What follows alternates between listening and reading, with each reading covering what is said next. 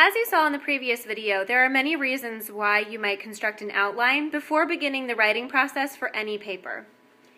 It aids in your writing process by helping you to organize ideas and, more importantly, by showing the relationship between those ideas. It also helps you to present your information in a logical form. Finally, it constructs an ordered overview of your paper. In other words, it gives you a plan. It allows you not just to start seeing the scope of your paper, but also to start to see the sequence of your paper as well. In order to strengthen our thinking about the outlining process and make it maybe a bit more concrete, I'm turning to a simple kitchen tool, the measuring cup, to help us build an analogy for the outlining process. As you can see, these cups are meant to fit one inside another. Presumably, this is so that they may stay organized. They fit together nicely in a cabinet. If I ever need my half-cup measuring cup, I know exactly where to look because they each fit snugly one inside of another and they stay organized within my cabinet and connected and together. An outline is similar in that it should help the components of your paper to fit nicely together, keeping your paper organized and flowing logically. Taking the cups apart and considering their relationships to one another can also help us to sort of take the components of a paper apart and to consider their relationships to one another. Let's start, for example, with the 1 cup measuring cup. It's the biggest cup of our set. Therefore, all of the other cups of the set should fit nicely inside that 1 cup measuring cup.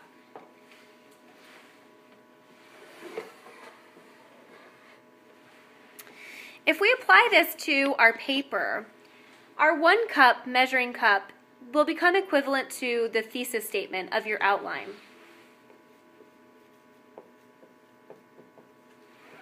Remember that a thesis statement in a paper or in an outline should be broad enough that it can hold all of the ideas of your paper within it.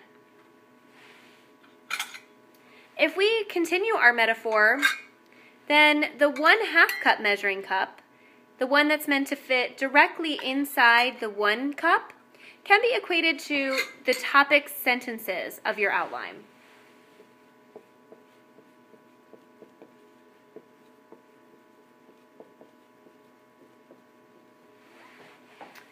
Remember that the purpose of your topic sentences within your paper is to help to support your thesis statement. Your topic sentences are slightly more specific than your thesis statement, however. Therefore, they need to fit snugly within that thesis statement. If you, for example, come up with a topic sentence that is too broad to fit within your thesis statement or to support your thesis statement, it won't fit. It's too big. Therefore, you need to look for topic sentences and define topic sentences that are just the right size. In other words, they serve their job, which is to help to support that thesis statement. They have to be specific enough to fit inside it. Similarly, your 1/3 cup measuring cup has to fit within that 1 cup measuring cup. If we then take our analogy to our outline, that 1/3 cup measuring cup becomes the subtopics of your paper or of your outline.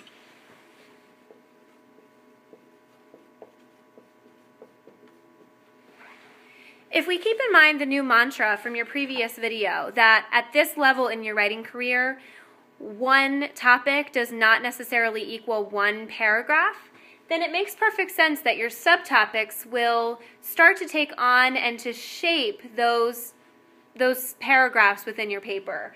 It's not now, at this point, those topic sentences that maybe you were previously used to. Rather, these subtopic sentences begin to form the paragraphs of your paper. Finally, we're left with the smallest, the 1/4 cup, the cup that is meant to fit within all of the other cups. If we transfer this to your thinking about your outline, that 1/4 cup becomes the evidence of your paper.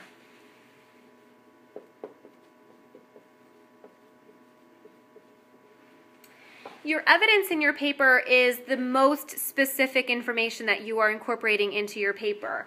Therefore, it's the smallest. It serves to support those subtopics, which serve to support those topics, which serve then to support that thesis statement.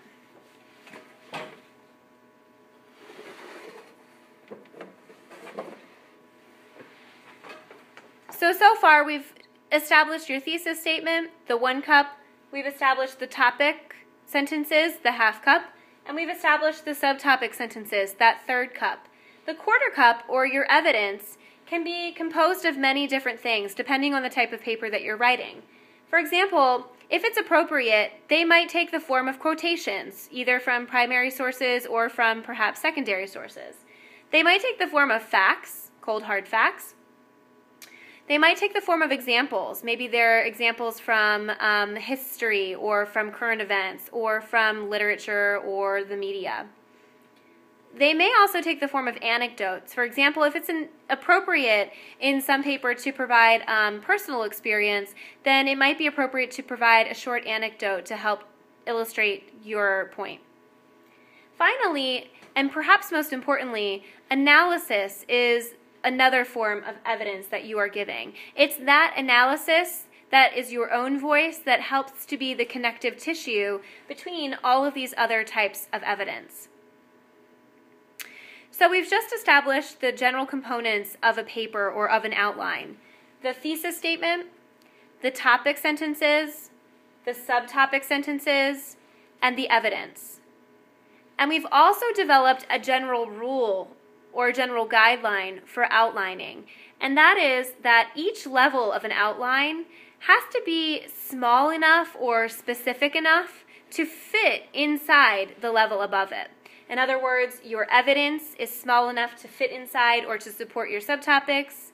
Your subtopics are small enough or specific enough to support your topic sentences.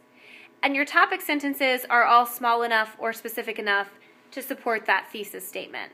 Your thesis statement, on the other hand, is large enough that it encompasses all of these other components of your outline.